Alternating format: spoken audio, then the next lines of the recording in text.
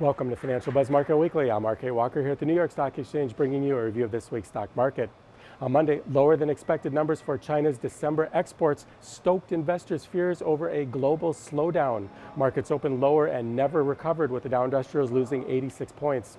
On Tuesday, the producer price index for December fell 0.2%, and the Empire State Manufacturing Survey came in at 3.9 compared to its previous level of 11.5. This was much lower than expectations. Markets reacted with disappointment when UK politicians voted against Brexit plans of UK Prime Minister Theresa May. However, markets like news that China increased stimulus to juice their economy. The Dow Industrials ended the day 155 points higher. On Wednesday, import prices for December fell 1%, mostly due to cheaper oil, and export prices fell 0.6%. The housing market index for January rose 2 points to 58, which was higher than expectations, and the EIA petroleum status report for the week ending January 11th showed crude oil inventories falling by 2.7 million barrels. The Fed released their beige book for December and January, and they described retail sales as growing modestly, which was disappointing for a holiday season. Wage growth was described as flat. Markets closed higher, especially financial stocks, on strong earnings by Goldman Sachs.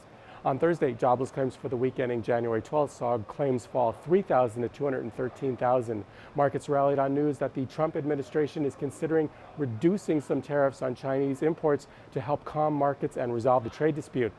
10-year treasuries yielded 2.74%, and U.S. crude finished at $52.32 a barrel.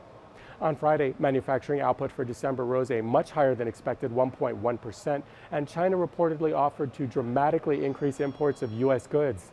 Markets opened very strong on the news. Now let's take a look at some stocks. PG&E Corporation announced on Monday it will prepare to file for bankruptcy after facing billions of dollars in claims over California wildfires. PG&E shares plummeted by 50% during Monday's pre-market hours. The company said it intends to file its Chapter 11 legal paperwork this January 29th. Canopy Growth Corporation announced on Monday that it was granted a license by New York State to produce and process hemp. Canopy is planning to invest between $100 and $150 million in its New York operations. Canopy Growth shares jumped by 11% following the announcement.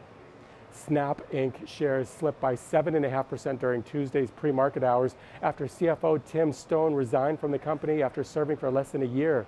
Along with Stone's departure, Snap said in the filings that it expects revenue and adjusted EBITDA to be slightly favorable to the top end of its previous guidance.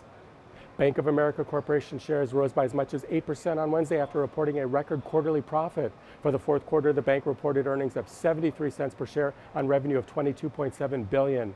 Analysts expected earnings of 63 cents on revenue of $22.4 billion. The bank's quarterly profit was $7.3 billion, up 208% year over year. Netflix reported its fourth quarter financial results that beat subscriber growth and earnings but missed revenue.